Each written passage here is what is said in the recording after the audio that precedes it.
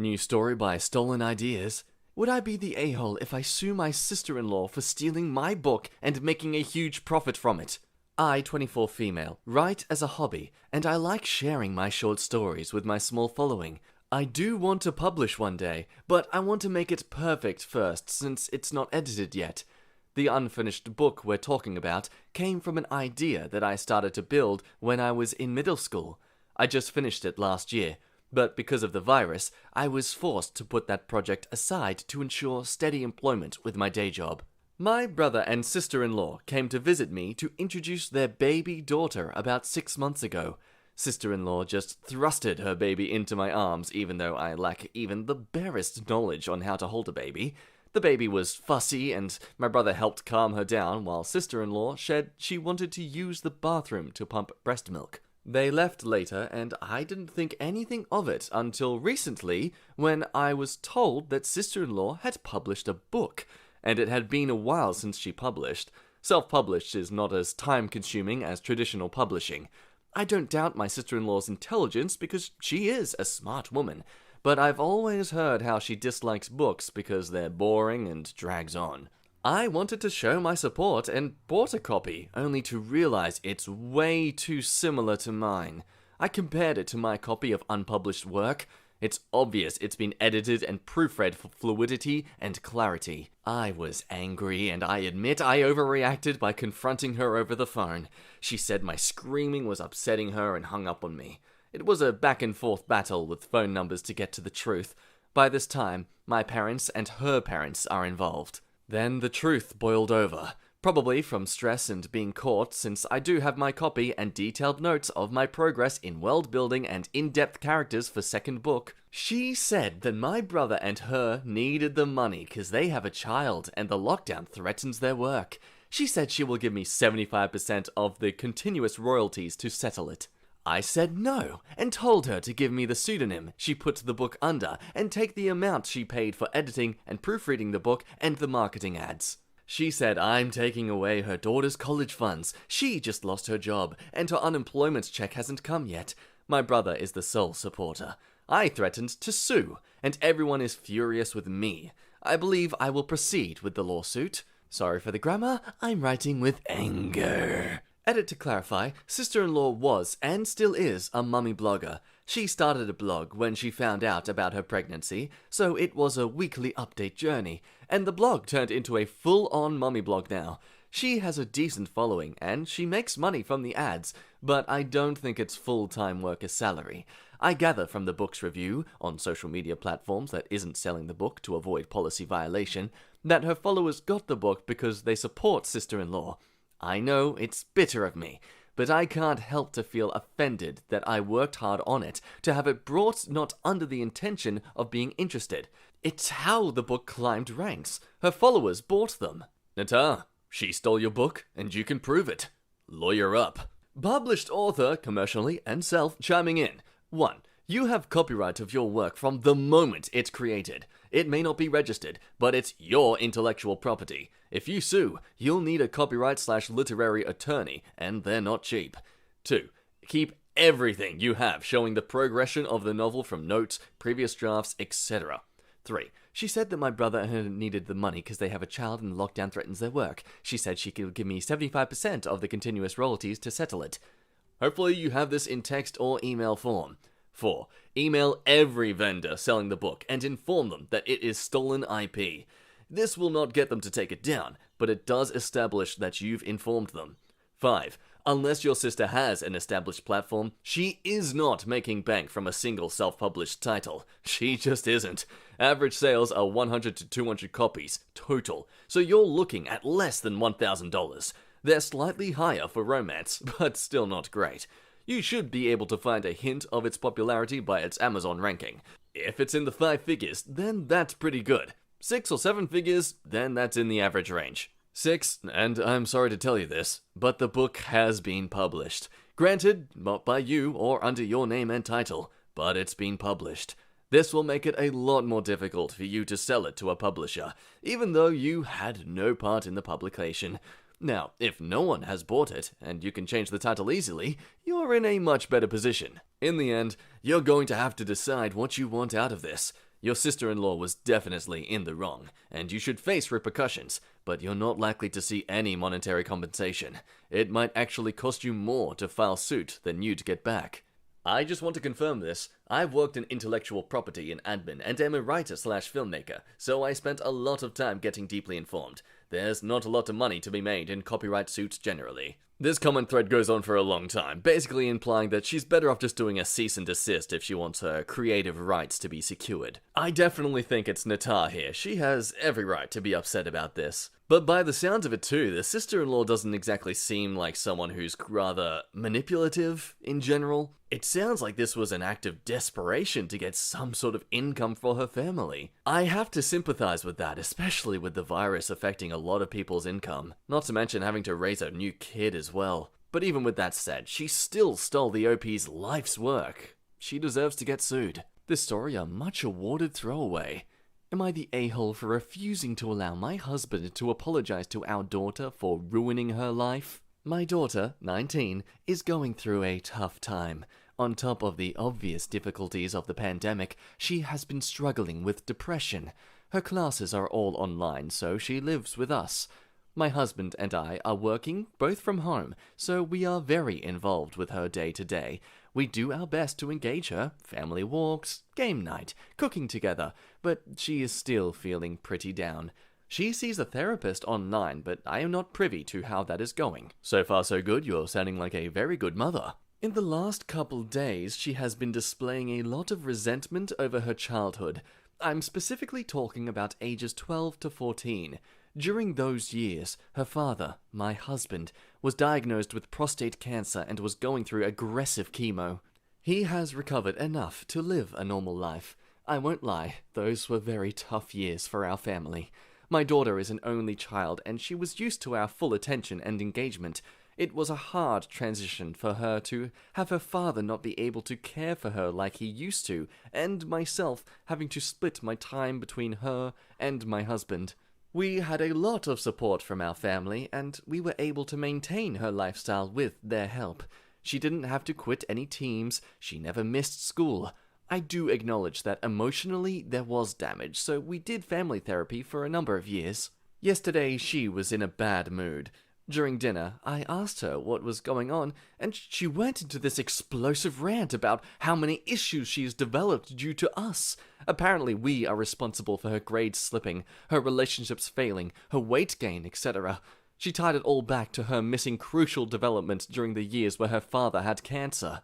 At one point she says something like, "Has it ever occurred to you that maybe you should apologize? You basically deprived me of a childhood." My husband says, "I'm sorry, honey. I could have done better, and I could have done more for you." I shut that down and told her, no, you are not going to guilt-trip your father into apologizing for having cancer. That is unacceptable. You need to accept that life is not fair, and there is very little we can do about it. Go to your room and calm yourself down. She told me to go frick myself and went to her room. My husband and I have been arguing about how this was handled. He thinks that an apology is no big deal, and he was hurt by what she said, but that he could take it. I think that she is looking for someone to blame for her current unhappiness, and that we, as her parents, are easy targets. I also know that my husband already feels a great deal of guilt for putting our family through so much turmoil. I love my daughter and want her to be happy. At the same time, I do believe she is at an age where she needs to take on personal accountability. Am I the a-hole here? TLDR, daughter tried to guilt husband into apologizing for having cancer. AmiTheA, your daughter is an adult, and as you said, needs to learn that life is not fair. Your husband did not choose to get cancer, or the timing of it.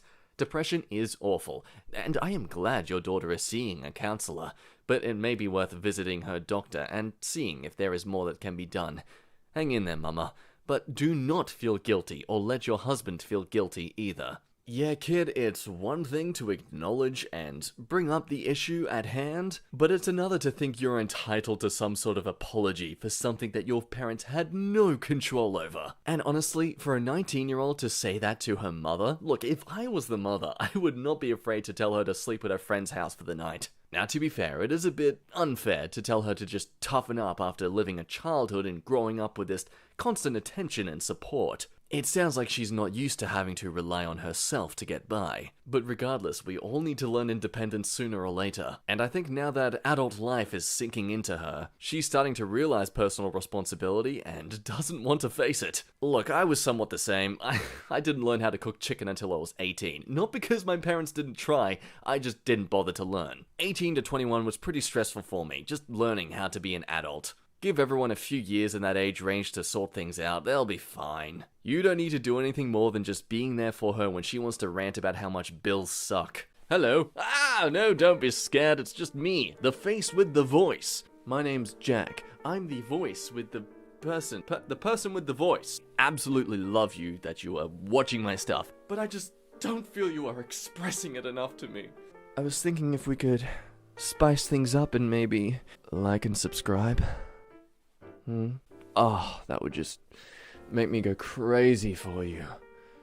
Provided you're at the legal age. Crossing into OnlyFans territory there. But yeah, if you could show your support, that'd be great. Down boy. Yeah, next story. Am I the a-hole for defending my mom after she said she doesn't love my children? My mom and my wife have always had issues. My wife is kind of a control freak, and if everything doesn't have perfect resolve, she can't deal. So it drives her crazy that they just don't like each other. My wife and I have been doing therapy together, and my mum comes up a lot. Kind of a disproportionate amount, because my mum is not one of those overly involved mother-in-laws. My wife complains that my mum isn't involved enough, but then gets anxiety when my mum comes around. The therapist was interested in meeting my mum. I thought she'd refused, but my mum came. She was really quiet in the beginning, and after being told to just be honest multiple times, she broke down in tears and said she doesn't love my children, 9 and 7, and since my wife doesn't let her do whatever she wants with them and is somewhat strict about our rules, she never bonded, and she has been feeling guilt for years, but she doesn't think of them as family. She compared them to her housekeeper's kids versus her husband's grandkids, and said she is fond of them, but it isn't love. Obviously, this was a huge bombshell and devastating to hear, but I couldn't get mad because I'd just begged her to be honest. We were at my house, and the therapist was online, and my wife started screaming at my mum to get out of our house. My mum cried a little and said she knew we were going to punish her for telling the truth. I'm so ticked off over what she said, but I told my mum she didn't have to leave. I knew she was leaving, but to me it was a symbolic gesture that I'm not going to punish her for having feelings. My wife says I disrespected her in her own house, though for the record my mum did leave. Okay, based on this current information, I'm gonna say the wife is the a-hole. Regardless of what your mother confessed, she was confessing it after you all pressured her to say it and be straight up honest. You are also in a therapy session, where you should be allowed to express whatever you want provided it's in a healthy environment. Shame on your wife to invalidate your mother's feelings of feeling rejected and isolated from the kids. But what should have been clarified is the exact rules that the mother was having to follow due to the wife. Info, what are her rules that your mum doesn't want to follow? This is a majorly big deal. Whatever it is that your mum wants to do that your wife doesn't want her to do makes your wife anxious whenever your mum comes around. My mother-in-law gets upset because I won't let her tickle my autistic kid until he cries, because she thinks he needs to learn to have fun, or give my kids lollies right before bed, or leave my kids alone in the house while she's watching them. But I'm super hurt that she can remember that my niece is LF and follow the rule, but can't remember my kid's severe allergy. My mum isn't quite that bad, but since you brought up tickling, my wife asked my stepbrother not to tickle his wife in front of our kids because of consent, and my mum said, "What the frick?" and walked out of the room. So to me, my wife is being a little too controlling, but my mum acts like a teenager. The rules are to have very little junk food. My mum said she isn't a short-order cook, and she isn't punishing everyone else, so she feels uncomfortable inviting us to parties. My wife also asked my family to stop being so sarcastic and insulting, though it was never directed at the kids. That was probably the biggest turning point when my mum stopped inviting us over. I can sort of understand this, but if anything, exposing the children to sarcasm and banter is very necessary for giving them a tough skin in life. Heck, being sarcastic to your kids is shown to be really good for their brain development, so... My wife wants gender-neutral clothes and toys, but my mom is very old-fashioned about money and doesn't buy anything because she was so insulted. She also wanted space when they were newborns and didn't let my mom touch them. This is the only rule I find kind of inappropriate. She asked my mom to tone down how much she likes clothes and makeup because my wife is offended by how much money my mom spent on it and thinks it's a bad example for our daughter. Based on this information, your mother wants to do whatever she wants and not comply with your rules in order to feel a bond? What rules does she want to break? I would have major problems with this. You can bond just fine within the boundaries a parent sets. How much of this is a power struggle between mom and grandma? It sounds as if your wife's requests are reasonable. Limiting sugar intake is sensible, and it's perfectly understandable that she wouldn't want them exposed to people insulting one another, and that she wouldn't want them to be touched a lot when they were newborns. It sounds almost as if not inviting you over is your mother's way of punishing your wife, and, by extension, your children for not letting her do whatever she wants with them. So, your wife asked your mum to change her sense of humor, her personal interests, doesn't let her spend long periods of time with the kiddos, and policies what she feeds them. The last two seem like normal new mum or mother-in-law stuff, but the first two?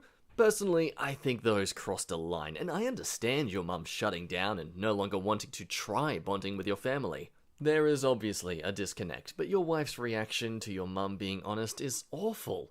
You can't ask for honesty and then throw a tantrum when you get what you asked for. Whatever has happened here, it didn't happen overnight, so you all need to unpick it, hopefully come to some compromise, and salvage all of your relationships. Look, despite knowing the rules that the wife wants the mother to be facing, I'm still gonna call the wife the a-hole here. While I do think the mother doesn't exactly have an excuse to not bother bonding with the kids due to these strict rules, I think that the wife was still an a-hole regardless of how she reacted, and mostly just how enforcing she is of these things. If the kids are seeing her once a week or once a fortnight even, giving them some candy when she visits them isn't a bad thing. They're not gonna just suddenly become obese and have terrible diet habits. If anything, allocate the only rewards of sugar for them to be with the grandmother. At least it gives you an excuse then to never have to give them sweets yourself. Because reality is, sweets and sugars are everywhere in every single diet. Trying to be a dictator on them when they're really young is just going to push them to further want it as they get older, and further encourage them to develop a bad habit as a result. Me being Exhibit A. That does us for today's video. Thank you so much for watching. If you're looking at my face right now, that means you liked this video. So all I appreciate is if you would like the video back. Because if you like it, then I'll like you for liking the video, and then I can make more stuff for you to like that you can like, and it'll be just a constant cycle of never-ending pain and suffering. So don't do it alone, suffer with me. If you haven't subscribed but you want to see some more content, then please, what are you waiting for? Click that notification bell so you're always updated on the latest content. And hey, why not check out some other videos while you're here? But anyway, that does me for today. Thank you again for watching. You're an amazing person. I love rambling at you, and I look forward to you staring at me beyond the abyss again soon. I can't close well. Don't at me, okay? My name's been Jack. Bye-bye. You're amazing. See ya!